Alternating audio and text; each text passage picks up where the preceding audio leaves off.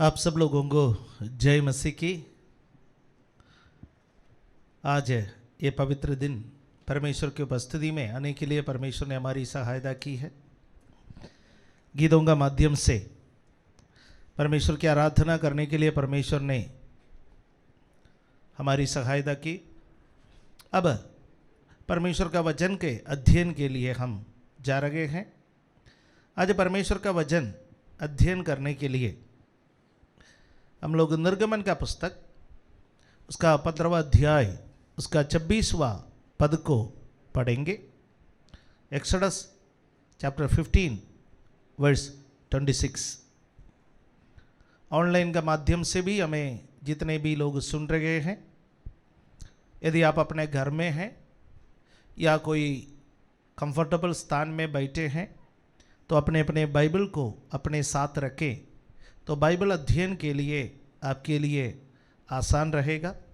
हाँ, यदि कोई गाड़ी चला रहे हैं या केवल आप सुन ही पाते हैं, देखने के लिए आपके पास सुविधा नहीं है, तो ये वचन हमारे स्क्रीन पर आएंगे। स्क्रीन का माध्यम से भी आप देख सकते हैं और पढ़ सकते हैं। जैसे भी आज आराधना में आप भाग ले रहे हैं, परमेश्वर सबों को बहुतायत से आशीष दे। Exodus chapter 15 verse 26। यदि तू अपने परमेश्वर यहोवा का वचन तन मन से सुने और जो उसकी दृष्टि में ठीक है वही करे और उसकी आज्ञाओं पर कान लगाए और उसकी सब विधियों को माने, तो जितने रोग मैंने मिस्रियों पर भेजे हैं उनमें से एक भी तुझ पर ना भेजूंगा, क्योंकि मैं तुम्हारा चंगा करने वाला यहोवा हूँ। आज जिस संदेश में लेकर के आया है उस संदेश का टॉपिक है यहोवा राफा। I am the Lord who heals you. यहोवा राफा, मैं तुम्हें चंगा करने वाला परमेश्वर हूँ। निर्गमन का पुस्तक 15वां अध्याय उसका 22वां पद से लेकर के उसका 27वां पद तक आज हमारा अध्ययन का विषय है। लेकिन इसके साथ साथ मैं परमेश्वर के चंगाई के बारे में, किस प्रकार परमेश्वर के चंगाई को हम प्राप्त कर सकते हैं और किन किन क्षेत्रों में हमें परमेश्वर की चंगाई की ज़रूरत है, ये सभी बातों के बारे में पवित्र बाइबल से आपसे कुछ बातें कहना चाहता हूँ।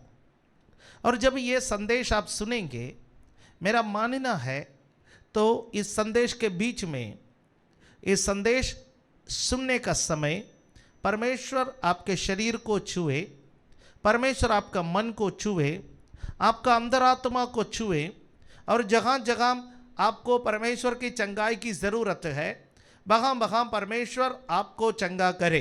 ये प्रार्थना मेरी है, राइट। और 22वां आयत में, एक्सोडस 15 वर्स 22, 22वां आयत में हम देखते हैं इस्राएल लाल समुद्र से निकल करके शूर नामक मरुस्थल तक आ गए हैं। अब 3 दिन का रास्ता है यहाँ तक पहुँचने में। अब लाल समुद्र को पार करना, पिछले इतवार के दिन हमने अध्ययन किया किस प्रकार परमेश्वर ने इस्राएलियों को लाल समुद्र पार कराया, और उसी लाल समुद्र में फिरौन और उसकी सेना, घोड़ों और रथों समेत परमेश्वर ने मार दिया और इस्राएलियों को बचा करके उस पार लेकर के गए। और वहाँ पर जाकर के मरियम की अगुवाई में वहाँ पर किस प्रकार नाच रहे थे, गा रहे थे, मूसा भी साथ मिलकर के गा रहे थे, समस्त इस्राएली खुशियाँ मना रहे थे। इस बात के बारे में हमने पिछले इतवार के दिन को देखा है। अब 3 दिन का सफ़र तय किया है। शूर नामक मरुस्थल में जब वे लोग आए, 3 दिन तक उनको पानी नहीं मिला, कोई पानी का सोता दिखाई नहीं दिया। जो पानी उनके पास थे वो पानी में वो लोग गुजारा कर रहे थे।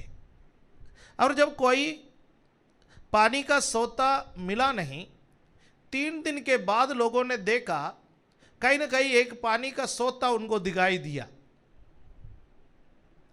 लोग 3 दिन से पानी नहीं मिल रहे थे और उस पानी को बड़े उत्सुकता से, उत्साह से वो पीने लगे, प्यास लगे हुए थे। और जब वो पानी पीने लगे, वो पानी पी ना सके। और उसका 25वां पद में लिखा हुआ है, वो पानी इतना कड़वा था और उन लोगों ने उस जगह का नाम मारा रखा। कड़वा पानी वे लोग पीने लगे और कड़वाहट के कारण पानी को पी न सके। अब 24वां आयत बहुत महत्वपूर्ण है। 24वां आयत उसको हम पढ़ेंगे, वहाँ हम देखेंगे इस्राएलियों का एक स्वभाव है जो पूरे मरुस्थल में आपको दिखाई देंगे। 40 वर्ष के मरुस्थल के सफ़र में इस्राएलियों का एक स्वभाव बार बार दिखाई देता है। वो स्वभाव 24वां पद में लिखा हुआ है। यहाँ पर आप देखिए, तब वे ये कहकर मूसा के विरुद्ध बड़बड़ाने लगे, हम क्या पिए। जब भी कोई परेशानी या दिक्कत आते थे, इस्राएली लोग प्रार्थना करने के बजाय, परमेश्वर के तरफ देखने के बजाय वे लोग हमेशा कुड़कुड़ाते थे या बुड़बुड़ाते थे। ये बात हमने पिछले सप्ताह भी देखा था। लाल समुद्र के किनारे में आए, लाल समुद्र पार कराने से पहले परमेश्वर ने मिस्र में 10 विपत्तियां भेजे और इन 10 विपत्तियों में इस्राएलियों को बचा के रखा। उसके साथ साथ परमेश्वर ने और भी कई चमत्कार मिस्र में दिखाए। ये सारे चमत्कार देखने के बाद भी वे लोग कुड़कुड़ाने लगे, बुड़बुड़ाने लगे और 3 दिन का रास्ता तय किया। ये 3 दिन के रास्ते में पानी नहीं मिला तो परमेश्वर पर भरोसा करने के बजाय, वो परमेश्वर जिसने एक रात में हवा बहा करके लाल समुद्र के जल को सुखा करके सूखी भूमि से उनको चलाया, वो परमेश्वर को धन्यवाद देकर के प्रभु से ये कहने के बजाय, परमेश्वर जिस प्रकार लाल समुद्र में से आपने हमें बचा करके यहाँ तक लेकर के आया है, अभी भी आप कार्य करने में सामर्थी है, अभी भी आप हमारे लिए प्रबंध करने में सामर्थी है। परमेश्वर को धन्यवाद के साथ याद करने के बजाय, प्रार्थना करने के बजाय वे लोग मूसा के विरोध में कुड़कुड़ाने लगे। प्यारे भाइयों बहनों, हमारा जो मसीह जीवन है ये भी एक जंगल का सफ़र है। आज हमें आशीषें मिल रहा है, आज हमारे पास खाने को है, पीने को है, पहनने को है, आज हमारे पास नौकरी है, आज हमारे पास आमदनी है, आज हमारे जीवन में कई प्रकार के आशीषों को हम प्राप्त कर रहे हैं। यदि वो आशीषें कल कम हो जाए या ना रहे, हमारा स्वभाव कैसा रहेगा? क्या इस्राएलियों के समान परमेश्वर के विरोध में कुड़कुड़ाने, या परमेश्वर के सेवकों के विरोध में कुड़कुड़ाना, या प्रार्थना करने वालों के विरोध में कुड़कुड़ाना, या उन लोगों के विरोध में जिन्होंने आपको विश्वास में लेकर के आए उनके विरोध में कुड़कुड़ाना, ये आपका स्वभाव रहेगा? या परमेश्वर का दुहाई देना, परमेश्वर मेरे लिए सब कुछ पूरा करेगा, मेरा परमेश्वर सामर्थी है, ये आपका स्वभाव रहेगा? ये निर्णय आपको लेना है। नया नियम के विश्वासी भी कुड़कुड़ाने में पीछे नहीं है। जब भी जीवन में कोई संकट आता है, हमारे एक मैं आपको बता दूं कि एक स्वाभाविक प्रतिक्रिया है कुड़कुड़ाना, एक स्वाभाविक प्रतिक्रिया। जब हम कुड़कुड़ाते हैं, परमेश्वर दुखी होता है। अब यहाँ पर एक और बात है, हम देख सकते हैं कि वहाँ पर 25वां पद में लिखा है, मूसा परमेश्वर की दुहाई देने लगे। एक जगह पर या एक स्थान पर वो लोग हैं जो कुड़कुड़ाने वाले हैं, एक स्थान पर परमेश्वर का वो भक्त है जो परमेश्वर का दुहाई देते हैं। आप इनमें से कौन सी पक्ष में खड़ा होना चाहता है? आप कुड़कुड़ाने वालों के पक्ष में खड़ा होना चाहता है? आप देख सकते कि कुड़कुड़ाने वालों की गिनती ज़्यादा है, वो बहुमत में है, उनकी आवाज़ बुलंद है।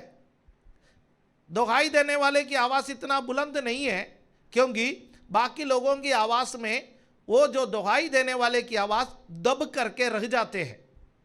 एक जगह पर लाखों लोग चिल्ला रहे हैं, एक जगह पर मूसा अकेला या मूसा के साथ चंद जन हैं जो परमेश्वर की दुहाई देते हैं। आपके कान में कुड़कुड़ाने वाले की आवाज़ ज़्यादा पहुंचेंगे, क्योंकि उनकी आवाज़ बुलंद है। परंतु परमेश्वर किसकी आवाज़ को सुनता है, वो यहाँ पर स्पष्ट है। परमेश्वर कुड़कुड़ाने वालों की ओर कान लगाने वाला परमेश्वर नहीं है। परमेश्वर दुहाई देने वाले की ओर कान लगाने वाला परमेश्वर है। इसलिए लोगों की आवाज़ को परमेश्वर ने नहीं सुना, परमेश्वर ने मूसा की आवाज़ को सुना है। हालेलुया। और वहाँ पर लिखा हुआ है कि परमेश्वर ने मूसा को एक लकड़ी दिखाए है ना। किसी बाइबल में लिखा है एक वृक्ष दिखाए है या एक पौधा दिखलाए, ऐसा लिखा है। इंग्लिश बाइबल में लिखा है Lord showed him a piece of would.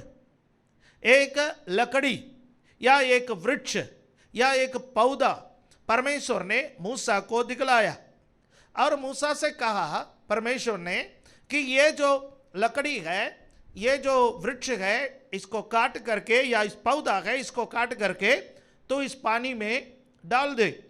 और मूसा ने जब ऐसा किया, ये 25वां पद में है, मूसा ने जब ऐसा किया तो वो पानी बराबर मीठा बन गया है। याद रखिए, बाइबल में जहाँ कहीं भी जो लकड़ी दिखाई देते हैं, जहाँ कहीं भी जो वृक्ष दिखाई देता है, वो कालवरी के क्रूस को दर्शाते हैं। कालवरी का क्रूस, उसमें इतना सामर्थ्य है कि हर कड़वाहट को मीठा कर दे। हम हमारे जीवन को देखें, हमारे जीवन में क्या कोई स्वाद था? हमारे पास आने वाला हमें चखने के बाद क्या कहते थे? हमारे जीवन में कोई आशीष नहीं था।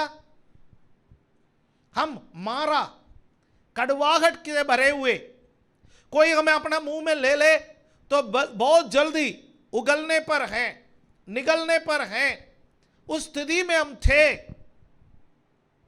परंतु परमेश्वर का वो क्रूस, यीशु मसीह हमारे जीवन में आने से हमारा जीवन मीठा बन गया। हालेलुया।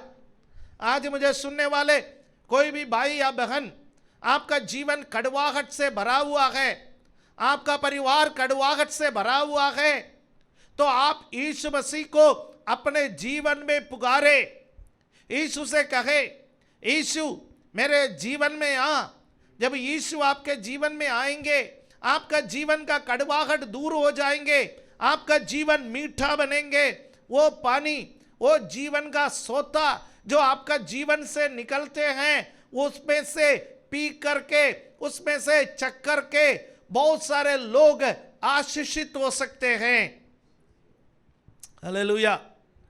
यीशु मसीह ने कहा जो मुझ पर विश्वास करेगा उसके अंदर से जीवन जल की नदियां बह निकलेगी। पहले हमारे अंदर से जो नदी, वो भी पहले भी हमारे अंदर से नदियां बहती थी। कौन सी नदी? नशे के नदी। कौन सी नदी? गालियों की नदी। कौन सी नदी? कड़वाहट की नदी। कौन सी नदी? बुराई की नदी। कौन सी नदी? पाप की नदी। वो हमारे जीवन से बहती थी। हमारे साथ बैठने वाले हमसे नशा करना सीखते थे, गाली बोलना सीखते थे, झगड़ा करना सीखते थे, बुराई को सीखते थे। उस वक्त हम मारा थे, लेकिन जब यीशु हमारे जीवन में आया, हमारे जीवन से जीवन जल की नदियां बगना आरंभ हो गया। अब हमारे साथ बैठने वाला वचन को सुनते गए। हालेलुया। गालियां निकलने वाले मुंह से परमेश्वर ने वचन निकालना आरंभ की। हालेलुया। अब हमारे साथ बैठने वाले प्रार्थना करने वाला बन जाते हैं, अन्य भाषा में आराधना करने वाला बन जाते हैं, परमेश्वर को महिमा देने वाला बन जाते हैं। हालेलुया। पानी वो है, सोता वो है, लेकिन फर्क उसमें जो लकड़ी गिरी है उससे पड़ा है। हालेलुया। वही व्यक्ति जो पहले मारा, जो पहले बुरा था, जो पहले खरा था, वही व्यक्ति आज परमेश्वर के कारण आशीषित व्यक्ति बन गया है। वो आपका और मेरा जीवन को दर्शाते हैं। हालेलुया। काल्वरी का क्रूस हमारे जीवन को बदल दिया है। इसलिए प्रेरित पौलुस कहते हैं, मेरे जीवन में यदि किसी बात पर मैं घमंड करूंगा तो मैं यीशु मसीह के क्रूस पर घमंड करूंगा। मेरे जीवन में यीशु मसीह के क्रूस के अलावा घमंड करने का कोई साधन नहीं है। हालेलुया। मेरे प्यारे भाइयों बहनों, घमंड करना है तो क्रूस पर कर लीजिए, जिस क्रूस ने हमें बदल दिया है। आमीन। जिस क्रूस ने हमें जीवन दिया है, जिस क्रूस ने हमारा मारा को मीठा में बदल दिया है, उसकी तारीफ करना है। अब वहां एक और बात वहां पर लिखा हुआ है, 25वां आयत में एक और बात लिखा हुआ है। वहां पर लिखा हुआ है, उसके लास्ट भाग में मैं 25वां आयत को पढ़ना चाहता हूं ताकि आप उस बात को समझें। हम पढ़ेंगे, तब मूसा ने यहोवा की दुहाई दी और यहोवा ने उसे एक पौधा बता दिया, जिससे जब उसने पानी में डाला तब वह पानी मीठा हो गया।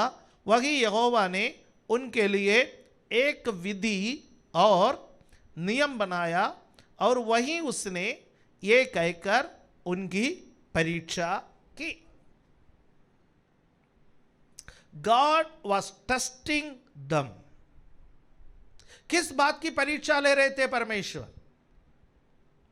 यहां पर परीक्षा की कौन सी बात थी? यहां पर बाइबल में लिखा गया, परमेश्वर ने उनके लिए एक नियम, उनके लिए एक विधि ठहराए। उससे पहले कोई नियम कानून व्यवस्था नहीं थे। परमेश्वर ने इस्राएलियों को बोला कि तुम्हें कनान देश में से निकलना है, तुम्हें मिस्र में पहुंचना है और मिस्र में पहुंचना है। और समय समय पर परमेश्वर मूसा का माध्यम से उनके अगुवाई करते थे। क्या करना क्या नहीं करना परमेश्वर मूसा को बताते थे और मूसा इस्राएलियों को बताते थे क्या करना क्या नहीं करना। और यहां पर परमेश्वर उनकी परीक्षा ली कि क्या लोग मुझ पर भरोसा करते या नहीं करते। हम सबके अंदर विश्वास है ना? विश्वास है इसलिए हम बाइबल पढ़ते, विश्वास है इसलिए हम आराधना करते हैं, विश्वास है इसलिए हम कलीसिया में आते हैं, विश्वास है तभी तो आप ऑनलाइन इस मीटिंग को सुन रहे। हम सबके अंदर विश्वास है, परंतु जब विश्वास उसके चरम सीमा पर पहुंच जाते हैं, वो भरोसा में बदल जाता है। मात्र विश्वास से काम नहीं चलेगा। विश्वास क्या है? परमेश्वर हमें कनान देश की ओर लेकर के जा रहे हैं, परंतु भरोसा क्या है? मेरे लिए जो कुछ भी जरूरत है कनान देश तक पहुंचने के लिए, ये सारे बातें परमेश्वर मेरे लिए पूरा करेगा। जो इस्राएली मिस्र में से निकले थे, वे इस्राएलियों को विश्वास था कि परमेश्वर हमें कनान देश की ओर लेके जा रहे थे, लेकिन परमेश्वर पर उनका भरोसा नहीं थे कि उनके लिए सारे जरूरतें परमेश्वर पूरा करेंगे। जब हमारे जीवन पर परमेश्वर पर भरोसा कम हो जाता है, हम कुड़कुड़ाने लगते हैं। और यहां इस्राएलियों का जीवन में भी यही हम देखते हैं। वो क्यों कुड़कुड़ाए? क्योंकि जगह पर परमेश्वर उनकी परीक्षा ले रहे थे कि जनता मुझ पर भरोसा करेंगे या नहीं करेंगे। वे लोग परमेश्वर पर भरोसा नहीं कर पाए और वे कुड़कुड़ाए। तब परमेश्वर ने बोला, अब ऐसा काम नहीं चलेगा। आपके और मेरे बीच में एक अंडरस्टैंडिंग था। यह अंडरस्टैंडिंग क्या था? आप मेरे पीछे चलोगे, आपके सारे जरूरतों को मैं पूरा करूंगा। आपको काम करने की जरूरत नहीं पड़ेगा, आपका एक ही काम रहेगा, मेरे पीछे चलो। लेकिन यहां पर जब थोड़ा सा दिक्कतें आए, पानी नहीं मिला, आप प्रार्थना करने के बजाय, मुझ पर भरोसा करने के बजाय, धन्यवाद करने के बजाय, विजय की घोषणा करने के बजाय आपने क्या किया? कुड़कुड़ाया। इसलिए एक बात परमेश्वर ने इस्राएलियों को बोला कि अब काम ऐसा नहीं चलेगा, अब मैं कुछ नियम, कुछ विधि तुमको सुनाऊंगा। जब तुम उस नियम को, उस विधियों को मानोगे, तभी तुम्हारे जीवन में आशीष आ जाएगा। 4 नियम परमेश्वर ने वहां पर इस्राएलियों को दिया, एक आशीष। 4 नियम के साथ एक आशीष, और वो हम 26वां पद में पढ़ते हैं। हम शुरुआत में 26वां पद को पढ़ा है, इसलिए हम उसमें अब 4 नियम परमेश्वर ने इस्राएलियों को जो बताया है, वो नियम को हम देखेंगे, और एक आशीष परमेश्वर ने उनको दिया है, उस आशीष को भी हम देखेंगे। पहला नियम परमेश्वर ने बोला, if you listen carefully the voice of the Lord, मेरी वाणी को तुम कान लगा करके सुनोगे। परमेश्वर चाहता है कि हम उसकी वाणी को कान लगा करके सुने। इस्राएलियों से परमेश्वर ने यह उम्मीद किया, कान लगा करके परमेश्वर के वाणी को सुने। दैट मीन्स परमेश्वर जब बोलता है, हम उसको, उस पर ध्यान दे। मुझे लगता है भजनकार दाऊद ने कहा कि यहोवा ने एक बार कहा, मैंने 2 बार सुना। कितना ध्यान देना पड़ता है जब एक बार कहता है 2 बार सुनने के लिए। हमको 10 बार बोलता है तब 1 बार सुनता है हम। लेकिन भक्त कहता है परमेश्वर एक बार कहा और मैं 2 बार सुना। दैट मीन्स मेरे लिए परमेश्वर की वाणी कितना महत्वपूर्ण है। हालेलुया। जब बच्चों को सुबह जगाना होता है, माता पिता उसको उठो उठो उठो, कितने बार उठो उठो उठो, और हाथ पैर चलेंगे तब बच्चे को पता चलेगा अब तो उठना पड़ेगा, तब उठेंगे। परमेश्वर के साथ ये नहीं चलेगा, है ना? परमेश्वर के साथ ये नहीं चलेगा। परमेश्वर जब एक बार बोलता है, हमें कान लगा करके परमेश्वर की वाणी को सुनना है। लाल समुद्र में कुड़कुड़ाए, परमेश्वर ने कुछ नहीं कहा, कोई दंड नहीं दी। यहां पर मारा के पास आकर के कुड़कुड़ाए, परमेश्वर उनको कोई दंड नहीं दी, कोई श्राप नहीं दिया, किसी को मारा नहीं, परमेश्वर क्रोधित नहीं हुआ, क्योंकि शुरुआती दौर था।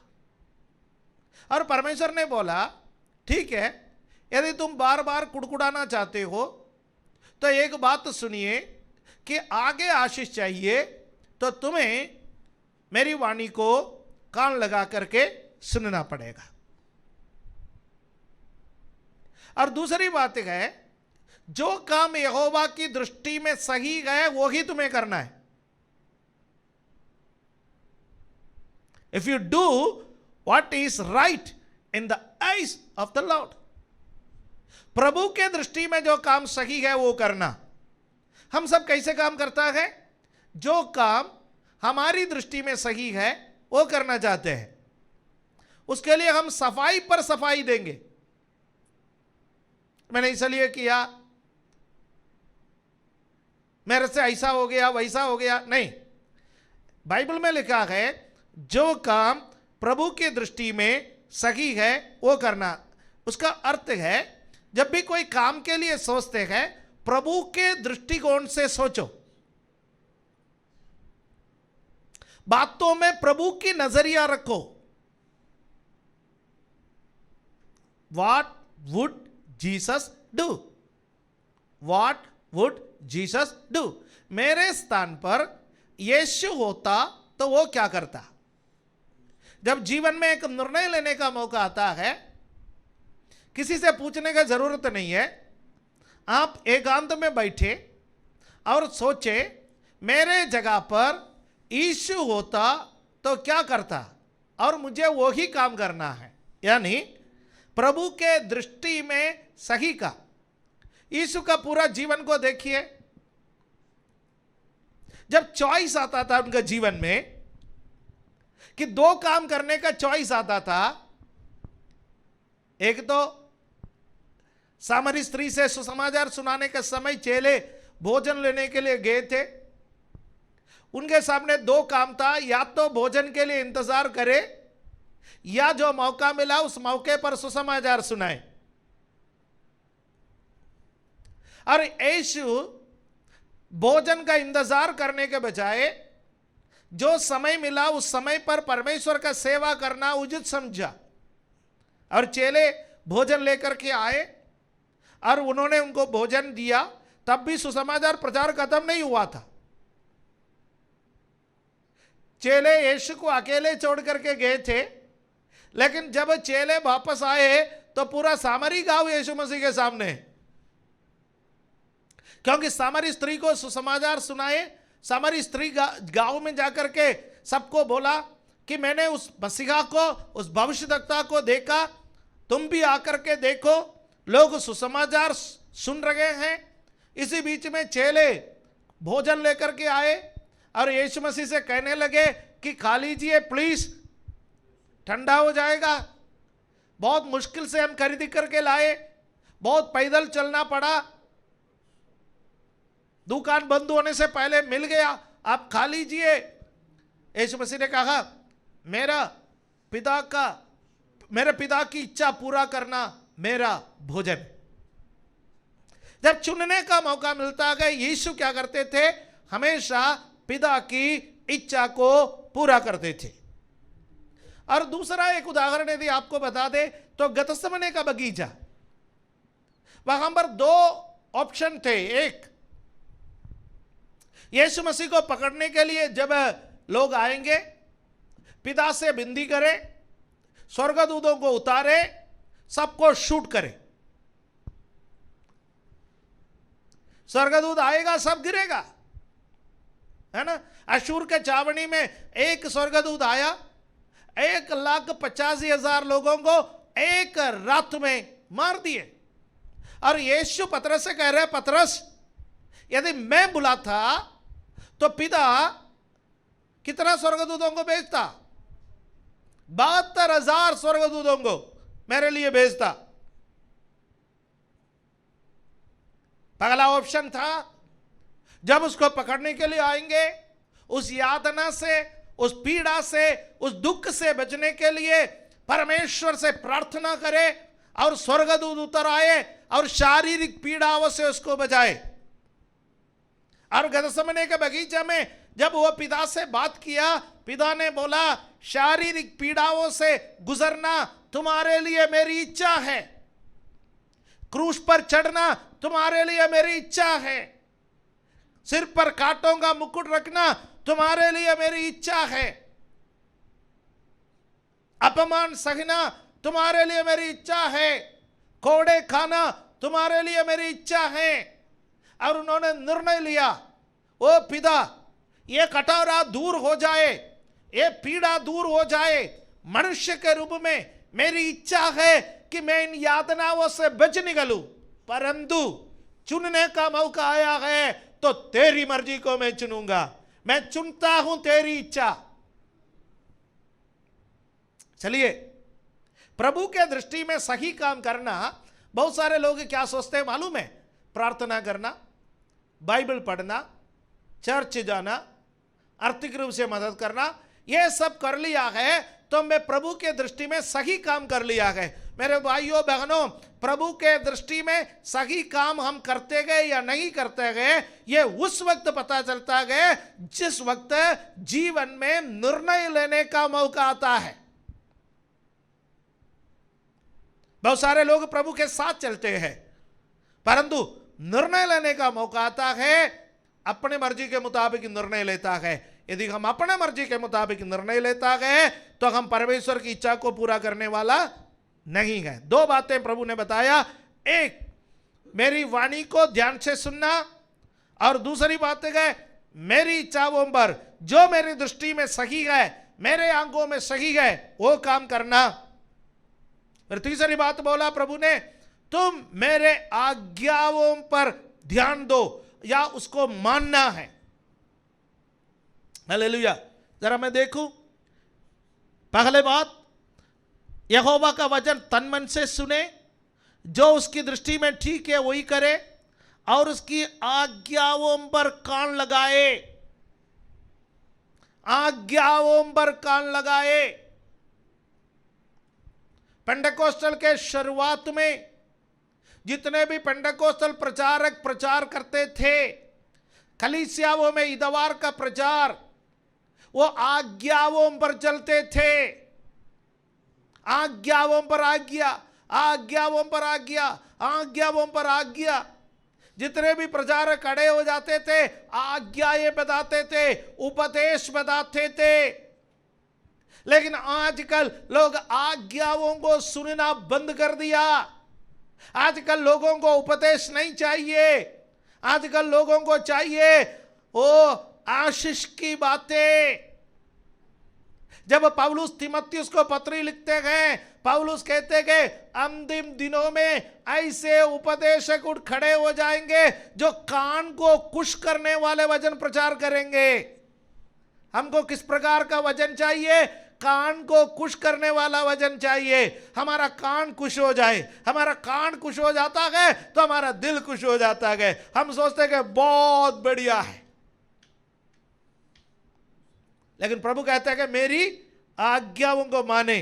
फिर चौथी बात है, प्रभु क्या कहता है? और उनकी मेरी सब विधियों को माने, आज्ञाओं को पालन करे और विधियों को माने। चार बात प्रभु ने इस्राएलियों को बताया कि आप मुझ पर भरोसा नहीं करते हैं तो मैं आपके सामने चार बातें कहता हूं। मेरी आवाज को कान लगा करके सुने, मेरे दृष्टि में जो काम ठीक है वो करे, मेरी आज्ञाओं को माने, मेरे विधियों पर चले, तब मैं क्या करूंगा? हालेलुया। तब मैं मिस्र में जो भी विपत्तियां भेजा, मिस्रियों पर जो भी बीमारियां भेजा, वो बीमारियां तुमको नहीं छुएगा। हालेलुया। जब आप परमेश्वर की आज्ञा को मानते हैं, परमेश्वर के वचन के अनुसार चलते गए, परमेश्वर आपके चारों तरफ बाड़ा लगा करके आपकी रक्षा करेंगे।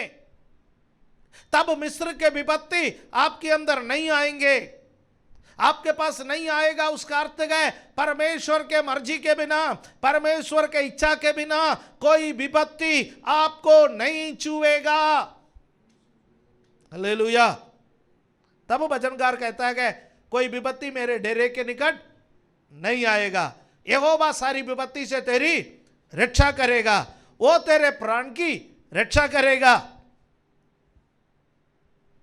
फिर परमेश्वर ने कहा, मैं यहोवा राफा हूं, मैं वो परमेश्वर हूं तुम्हें चंगा करने वाला। आजकल जब यहोवा राफा बोलते गए, चंगा करने वाला परमेश्वर बोलते गए, परमेश्वर चंगाई दे बोलते गए, लोग बहुत उछलते हैं।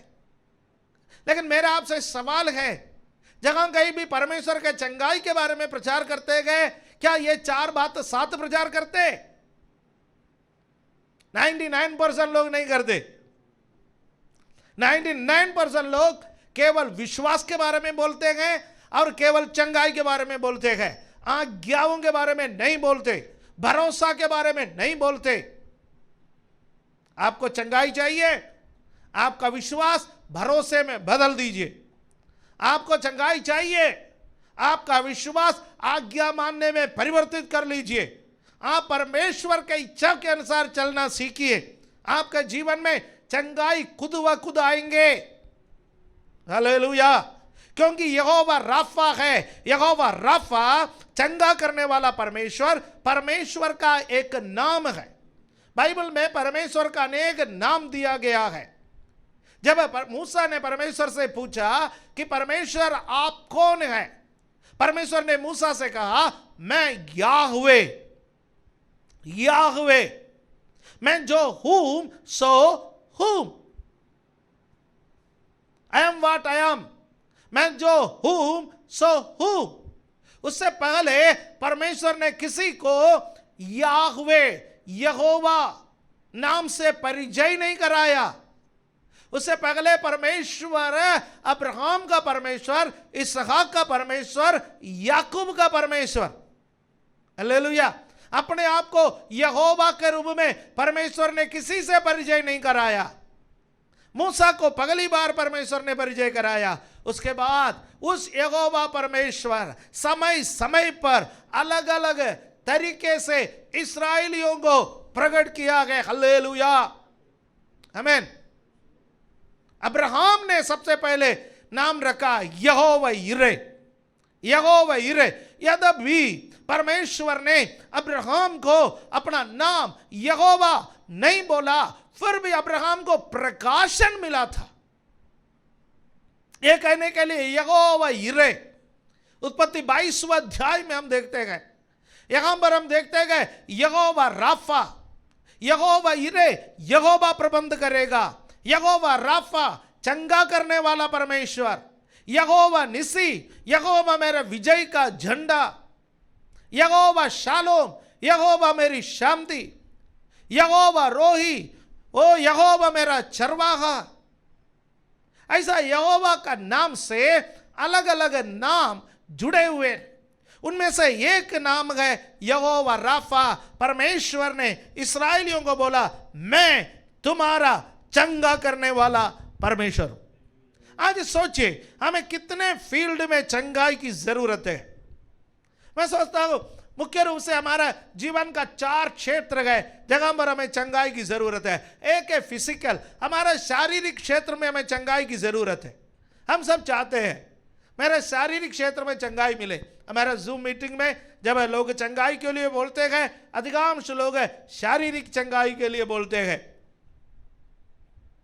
अलग अलग प्रकार के बीमारी, कई बीमारियों का नाम जो कि हमारा जबान पर चढ़ते भी नहीं है। कोविड के बारे में 2020 से पहले किसी ने नहीं सुना था, कोरोना के बारे में नहीं सुना।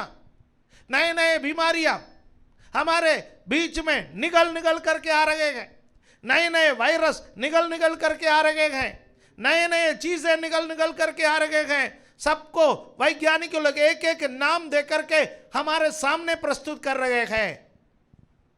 चाहे बीमारी कोई भी हो, उसका नाम कुछ भी हो, उसको चंगा करने में यीशु में सामर्थ्य है। हालेलुया। मैं कुछ वचन आपको दूंगा शारीरिक चंगाई के विषय में, लेकिन उसके साथ साथ दूसरा एक चंगाई जो चाहिए वो है इमोशनल। हम भावनाओं में रहते हैं, हम एक दूसरे का भावनाओं का कदर करना चाहिए हमें, परंतु हमारा भावनाओं में ठेस लगते हैं। Emotionally sometimes we are wounded, हमको चोट लगते हैं, हमें वहां चंगाई की जरूरत है। जब हम किसी का भलाई करने के लिए गए, हमको बुराई मिलते है। अक्सर भलाई करने के लिए जाने वालों को मिलता क्या है? बुराई। लेकिन भले लोग क्या भलाई करना छोड़ देते हैं? नहीं, आप छोड़ नहीं सकते। हाँ, भलाई का काम करना नहीं छोड़ सकते, क्योंकि आपका स्वर्गीय पिता भला है और स्वर्गीय पिता का स्वभाव आपके अंदर है। तो आपको भलाई के विरोध में बुराई मिले तो भी आप भलाई करना नहीं छोड़ेंगे। संसार में 99% लोग ये गवाही बताएंगे कि मैं भलाई करने के लिए निकला, सामने वाला ने मेरे साथ आकर क्या किया? बुराई ही किया है। जब तक संसार रहेगा यह नियम में कोई फेरबदल आने वाला भी नहीं है। तब आपको क्या होगा? आपके भावनाओं पर ठेस लगते हैं, इमोशनली आपको चोट लगते हैं, और वहां पर चंगाई की जरूरत है, और वहां पर यीशु चंगा करने के लिए सामर्थी है। हालेलुया। जब हमारा भावनाओं पर ठेस लगते गए, यीशु चंगा करने वाला है। हमारे रिश्तों में चोट लगते गए, रिश्ते टूट जाते गए, रिश्ते खराब हो जाते गए, रिश्तों में चोट लगते गए, रिश्तों को चंगाई की जरूरत है।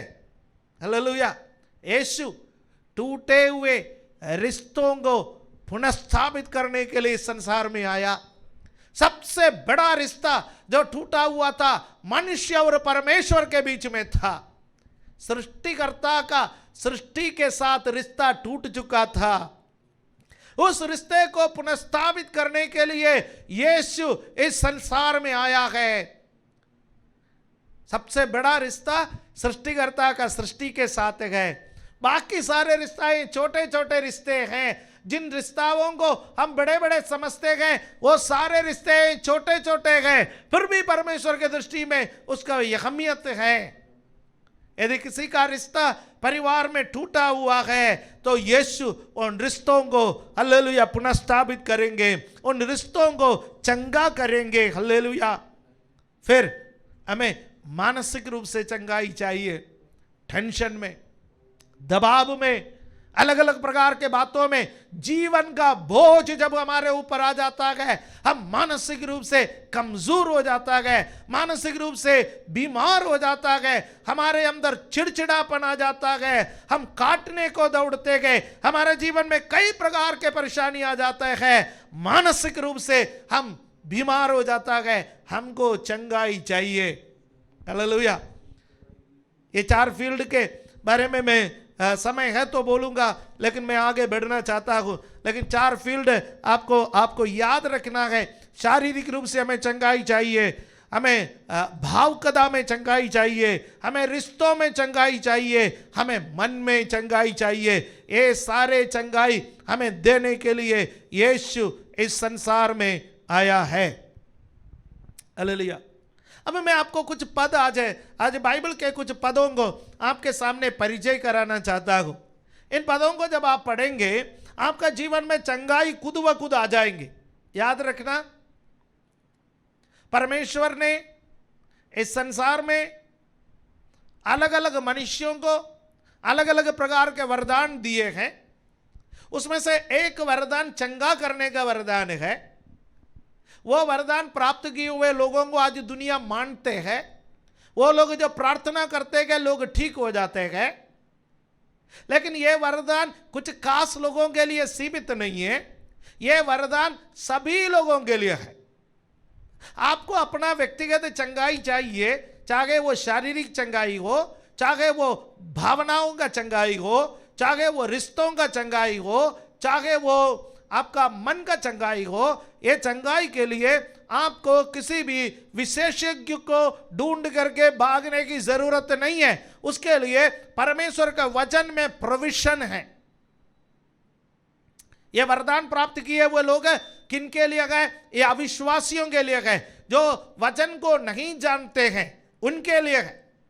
क्योंकि आप प्रेरितों का काम का पुस्तक पढ़ोगे, वहां पर लिखा हुआ है प्रेरितों ने जिन वचन को प्रचार किया, परमेश्वर चिन्ह और चमत्कार के जरिए से उन वचनों को स्थापित किया। To prove the word you need signs and wonders. परमेश्वर का वचन को स्थापित करने के लिए किसके सामने स्थापित करने के लिए? अविश्वासियों के सामने स्थापित करने के लिए आपको चिन्ह और चमत्कार की जरूरत है। परंतु जब आप एक विश्वासी बन जाए, आप परमेश्वर का संतान बन जाए, आप कलीसिया के अंदर आ जाए, वचन आपके हाथ में आ जाए, तो वचन के अंदर आपका चंगाई का प्रोविजन है। परमेश्वर ने प्रबंध कर रखा है। उन बातों को आप जानिए। वचन 103 और उसका 3 पद हम पढ़ने का समय वहां पर क्या लिखा है? Psalm 103 वर्स 3 लिखा है, वही तो तेरे सब अधर्म को क्षमा करता और तेरे सब रोगों को चंगा करता है। परमेश्वर कौन है? सारे अधर्मों को क्षमा करने वाला और सब रोगों को चंगा करने वाला। आपको किसकी जरूरत है? परमेश्वर की जरूरत। सबसे बड़ा विशेषज्ञ परमेश्वर है। हालेलुया। भजन 147 उसका तीसरा पद, Psalm 147 वर्स 3, उसमें क्या लिखा हुआ है? वो खेदित मन वालों को चंगा करता है और उनके घाव पर मरहम पट्टी बांधता है। इंग्लिश में लिखा है ही हील्स द ब्रोकन हार्टेड। आपका दिल टूटा होगा, किसी भी वजह से आपका हृदय टूटा हुआ, आपका मन खेदित होगा, आप यदि टूटा हुआ मन वाला व्यक्ति है, परमेश्वर आपके मन के टूटेपन को दूर करेंगे। वो मरहम पट्टी लगाने वाला परमेश्वर है, वो आपको चंगा करने वाला परमेश्वर है। उसके वचन पर भरोसा कर लीजिए, ये वचन आपको चंगा करेंगे। हालेलुया, आमीन। यिर्मयाह नबी का पुस्तक 33वां अध्याय उसका 6 पद में, यिर्मयाह 33 वर्स 6, उसमें क्या लिखा हुआ है? इसमें लिखा है, देख मैं इस नगर का इलाज करके इसके निवासियों को चंगा करूंगा और उन पर पूरी शांति और सच्चाई प्रकट करूंगा। परमेश्वर व्यक्तियों को, ना केवल व्यक्तियों को चंगा करता है, ना केवल परिवार को चंगा करता है, परमेश्वर समाज को भी चंगा करने वाला परमेश्वर है। हालेलुया, आमीन। एक पूरा समाज कई बार चोट लग जाते हैं। जब समाज का चोट लग जाता है, वो चोट दूर होने में बहुत वक्त लगता है। किसी समाज के ऊपर अत्याचार होता है, किसी समाज का लोगों को बेरहमी से मारा जाता है, किसी समाज को किसी अच्छे बात से वंचित किया जाता है, उस समाज का दिल टूटता है। और परमेश्वर टूटे हुए दिलों को कभी इनकार नहीं करता है। जब कोई टूटे हुए दिल लेकर के परमेश्वर के पास आता है, जब कोई एक्सेप्ट करते हैं, प्रभु मैं टूटा हुआ हूं, रिश्तों के कारण टूटा हुआ हूं, प्रभु लोगों ने मुझे इनकार कर लिया, प्रभु मुझे जो प्रेम मिलना था वो प्रेम नहीं मिला। कई बच्चे टूटे हुए परिवार का शिकार है। मां का प्रेम नहीं मिला, बाप का प्रेम नहीं मिला, परिवार का प्रेम नहीं मिला। बचपन में अनाथ जैसा पला, अनाथ जैसा बड़ा हुआ है, वो एक प्रेम के कमी को महसूस करेंगे, उनका हृदय टूटा हुआ है। ऐसा व्यक्तियों को भी प्रभु चंगा करने वाला परमेश्वर है। हालेलुया। मैं जब ये वचन सुनने वाला आप में से कोई भी एक व्यक्ति माता पिता के द्वारा त्यागा हुआ एक व्यक्ति है, पति के द्वारा, पत्नी के द्वारा त्यागा हुआ व्यक्ति है, परिवार वालों के द्वारा त्यागा हुआ एक व्यक्ति है, तो आज यीशु आपके लिए तैयार है, आपको खड़े होकर के कह रहा कि आओ मैं आपको चंगा करूंगा। यदि आप उस समाज का भी हिस्सा हो जो एक टूटा हुआ समाज है, एक बिखरा हुआ समाज है, एक चोट खाया हुआ समाज है, यीशु आपके लिए खड़े हैं। हालेलुया, आमीन। होशिया नबी का पुस्तक 6 अध्याय उसका पहला पद में हम क्या पढ़ते हैं देखेंगे। होशिया चैप्टर 6 वर्स 1, चलो हम यहोवा की ओर फिरे, क्योंकि उसी ने फाड़ा और वही चंगा भी करेगा, उसी ने मारा और वही हमारे गांवों पर पट्टी बांधेगा। आमीन। हमारा परमेश्वर के बारे में यहां पर क्या लिखा है? वो कई बार हमारे जीवन में चोट आने के लिए परमेश्वर देता है, कई बार हमें टूटने के लिए परमेश्वर देता है। हालेलुया। उस टूटे हुए हालत में जो परमेश्वर के पास हम आते गए, पट्टी भी वही बांधता है, मरहम भी वही लगाता है, गले भी वही लगाता है। हालेलुया, आमीन। प्यारों में एक और बात आपसे कहना चाहता हूं, यदि आप परमेश्वर की इच्छा से टूटोगे, वो आपके गति के लिए नहीं है, वो आपको कम करने के लिए नहीं है, वो आपका बर्बादी के लिए नहीं है, वो आपके आबादी के लिए है, वो आपको बढ़ाने के लिए है, वो आपके जीवन में आशीष देने के लिए है। 5 रोटी 2 मछली लेकर के एक बार एक बालक यीशु मसीह के पास आए, अंद्रयास उसको यीशु के पास लेकर के आए। यीशु ने वो रोटी और मछली लिया, उस रोटी को यीशु ने तोड़ा और अपने चेलों के हाथ में दिया। वो रोटी को छोटा करने के लिए यीशु ने नहीं तोड़ा, उस रोटी को बड़ा करने के लिए यीशु ने तोड़ा, उस रोटी को बहुतायत में परिवर्तित करने के लिए यीशु ने तोड़ा। यदि यीशु आपको तोड़ेगा तो भी आपको बिखरने के लिए नहीं है, आपको बढ़ाने के लिए है। हालेलुया, आमीन। आज आप प्रभु के हाथ में अपने आप को सौंप दे, प्रभु जगह जगह मेरे हिस्से में टूटना है, मेरे जीवन जगह जगह टूटना है, वहां वहां तोड़ दे ताकि मैं बढ़ूं, ताकि मैं बहुतायत बन जाऊं, ताकि मैं एक आशीषित व्यक्ति बन जाऊं। हालेलुया, आमीन। 4 पदों को पुराना नियम से मैंने आपको दिया है। वो पापों को क्षमा करने वाला परमेश्वर, बीमारियों को चंगा करने वाला परमेश्वर, टूटे हुए मनों को चंगा करने वाला परमेश्वर, मरहम पट्टी लगाने वाला परमेश्वर, समाज को चंगा करने वाला परमेश्वर, समाज में स्वस्थ और शांति को लाने वाला परमेश्वर।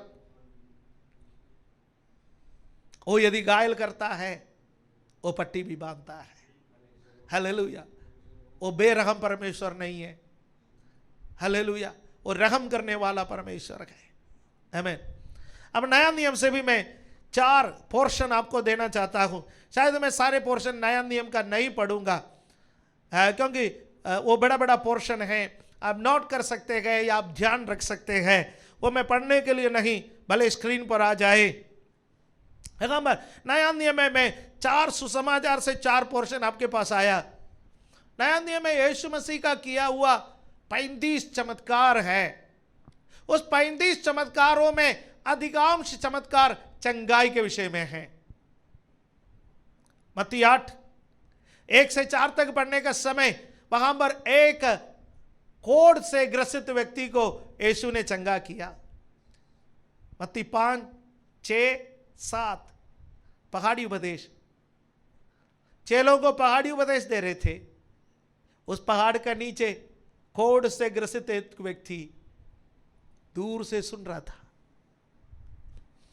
और जैसा यीशु पहाड़ से नीचे उतर आया, वो यीशु के चरणों पर गिर गया, बोला यदि आप चाहते तो मुझे शुद्ध कर सकता है। यीशु ने उसको छुआ, उससे कहा मैं चाहता हूं कि तू शुद्ध हो जा। तुरंत वो चंगा हो गया। समाज में कोई नहीं छूने वाला। एक कोढ़ी जब समाज में उतर आता है, उसको चिल्लाना पड़ता है, कोढ़ी आ रहा है, कोढ़ी आ रहा है। लोग उससे भागते थे। सब लोग चलने वाला गलियों से चलने के लिए उसको इजाजत नहीं है।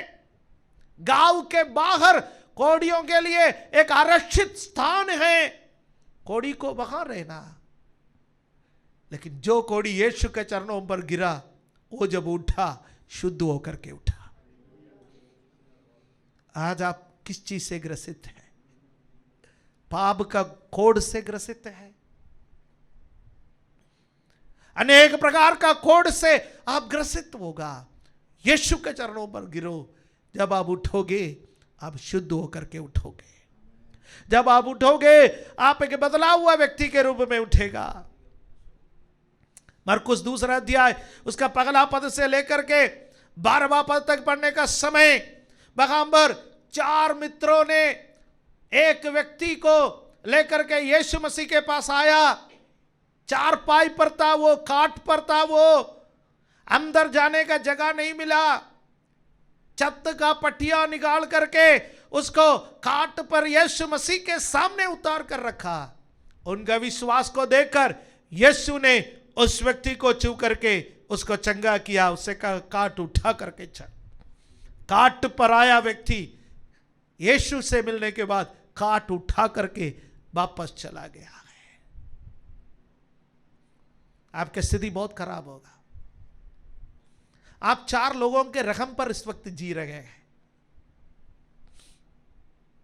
आप अपना जीवन को खोस रहे हैं। आप कह रहे हैं कि मैं पृथ्वी पर बोझ हूं। आप कह रहे हैं कि मैं मर क्यों नहीं गया। आप अपने जिंदगी को खोस रहे हैं। लेकिन आप जिस यीशु के पास आए हैं, वो यीशु आपको अपने पैरों पर खड़ा कर देंगे। आपके पांवों पर यीशु आपको खड़ा करेंगे।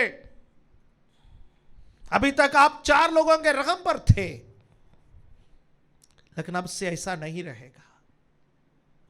आप खुद कमाएंगे, आप खुद खाएंगे, आप खुद काम करेंगे, क्योंकि आप जिस यीशु के पास आए हैं वो यीशु सर्वसामर्थी परमेश्वर है।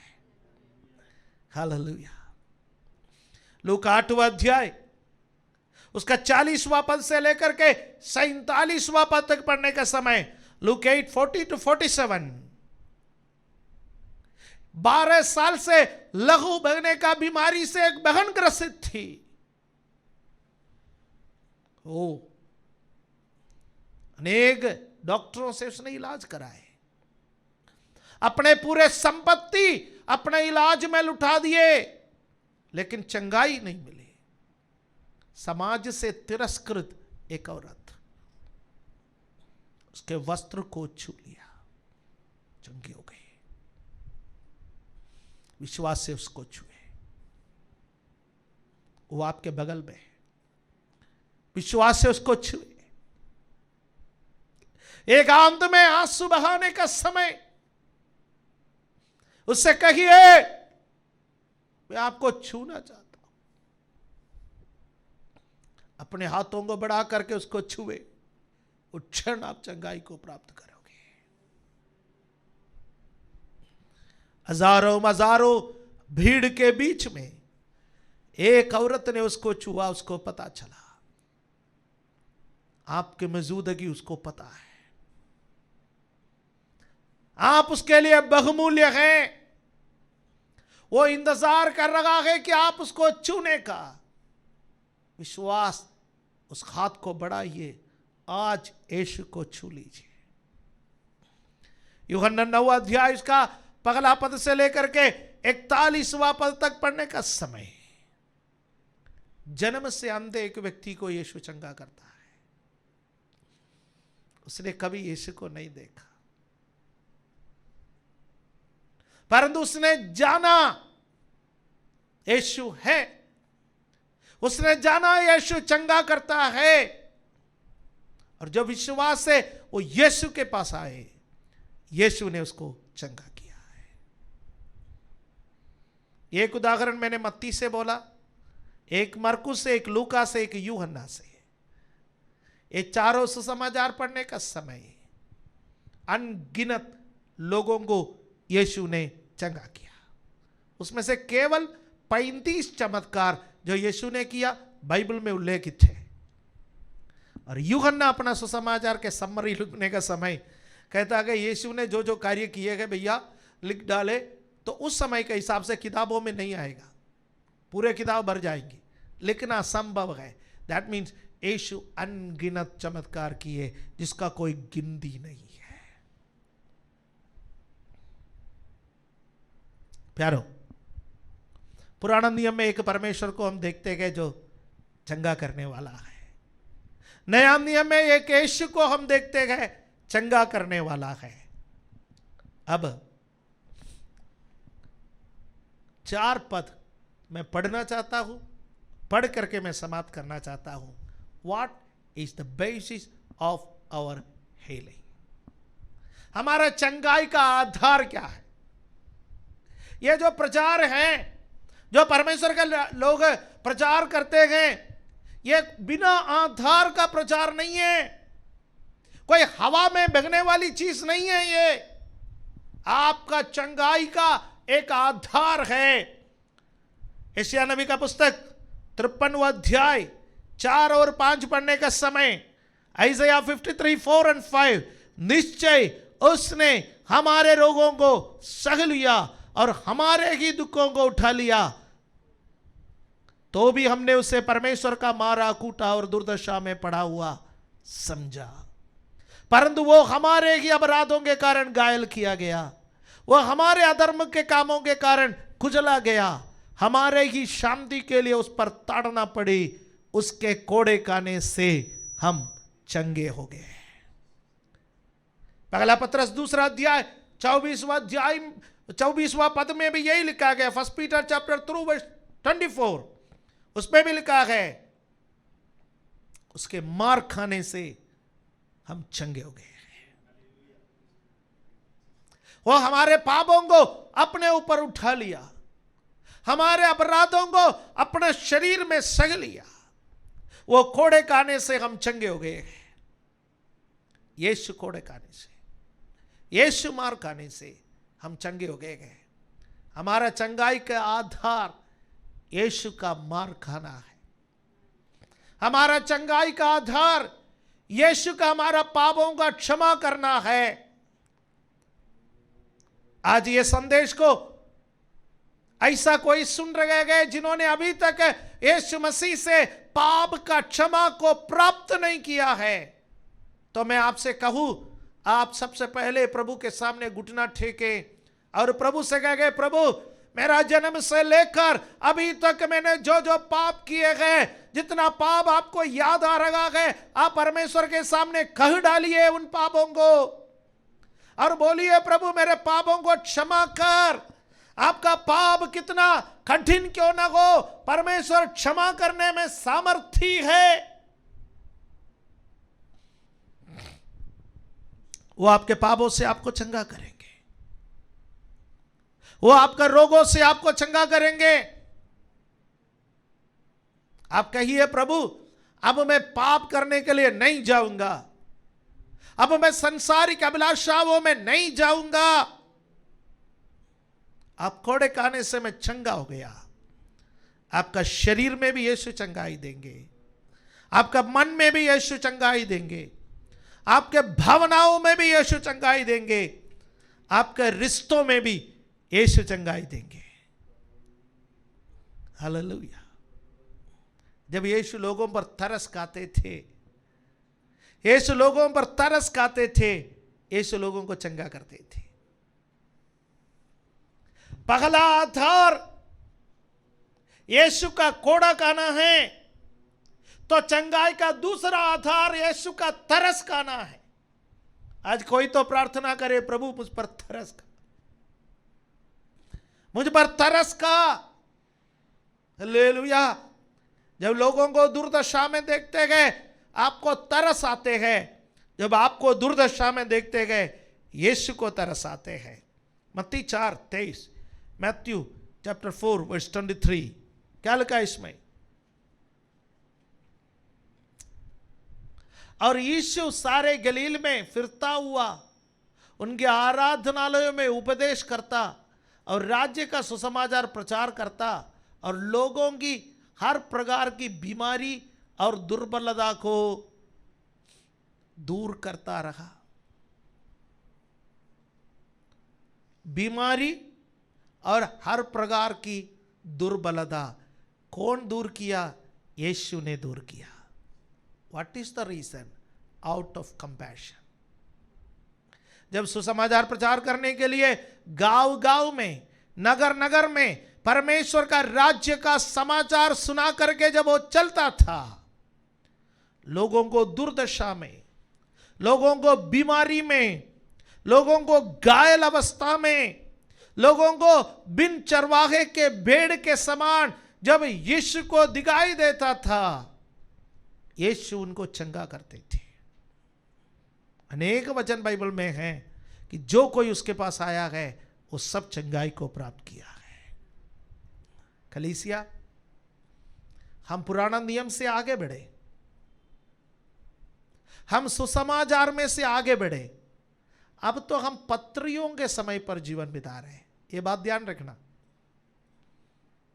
अभी भी कुछ जो कलीसिया के विश्वासी जन हैं सुसमाचार के समय पर जीवन बिता रहेगा है। नो, आप पत्रियों के समय पर जीवन बिता रहेगा है। तीसरा आधार आपका चंगाई का, पत्रियों का समय का, कलीसिया का युग का एक आधार है। याकूब 5वां अध्याय 14 से 16 तक, जेम्स चैप्टर 5 वर्सेस 14 to 16। आज सबसे बड़ा आधार विश्वासियों के लिए ये वचन है, ये याद रखना। यदि तुम में कोई रोगी हो तो कलीसिया के प्राचीनों को बुलाए और वे प्रभु के नाम से उस पर तेल मलकर उसके लिए प्रार्थना करें, और विश्वास की प्रार्थना के द्वारा रोगी बच जाएगा और प्रभु उसको उठाकर खड़ा करेगा। यदि उसने पाप भी किए हो तो परमेश्वर उसको क्षमा करेगा। इसलिए तुम आपस में एक दूसरे के सामने अपने अपने पापों को मान लो और एक दूसरे के लिए प्रार्थना करो जिससे चंगे हो जाओ। धर्मी जन की प्रार्थना के प्रभाव से बहुत कुछ हो सकता है। आज के जमाने में विश्वासी चंगाई प्राप्त करने के लिए ये वचन सबसे अधिक असरदार वचन है। जब कलीसिया इकट्ठा होकर के प्रार्थना करते हैं, कोई बीमार है उसके लिए तेल लगा करके प्रार्थना करें। मैंने नहीं कहा तेल भेज के प्रार्थना करें।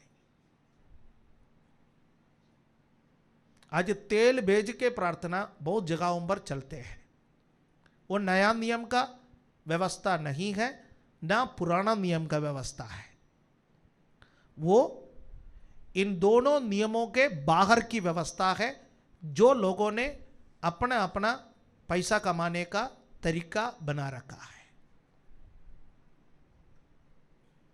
पर्ची काटकर प्रार्थना करवाने की कोई जरूरत नहीं है।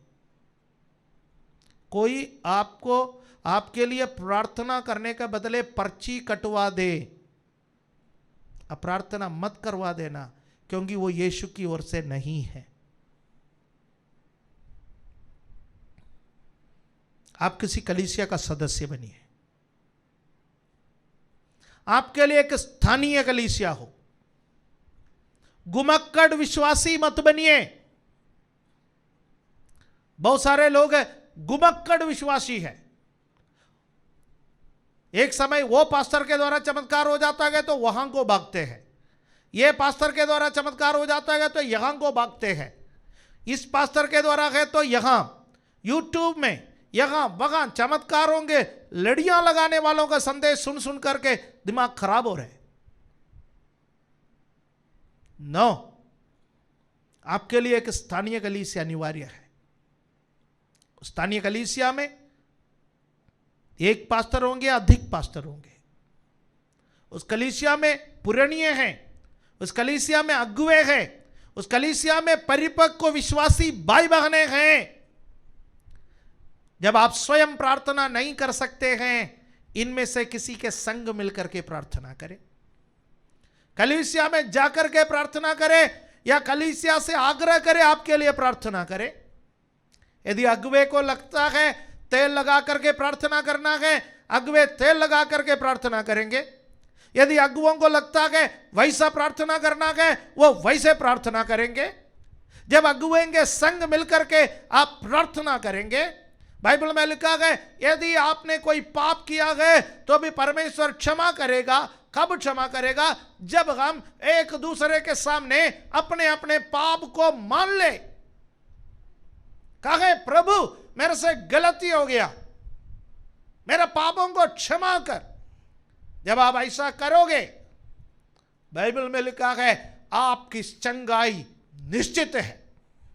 चाहे वो शरीर में हो, चाहे वो मन में हो, चाहे वो रिश्तों में हो, चाहे वो भावनाओं में हो, चंगाई निश्चित है।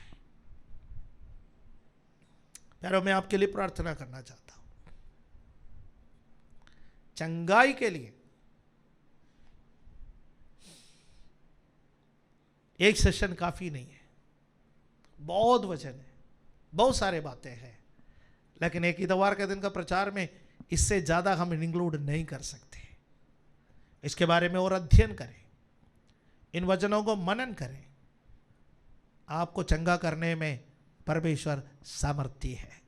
जहां हम यीशु है वहां हम चंगाई है। आंखों को बंद करें। Hallelujah, praise the Lord. स्वर्गीय पिता, इस वक्त उन भाई बहनों के लिए मैं प्रार्थना करता हूं जिनको इस वक्त शरीर में चंगाई की जरूरत है। प्रभु उनको चंगाई दीजिए। हड्डियों में चंगाई, मांसपेशियों में चंगाई, अंदरूनी अंगों में चंगाई, भावनाओं में चंगाई, रिश्तों में चंगाई,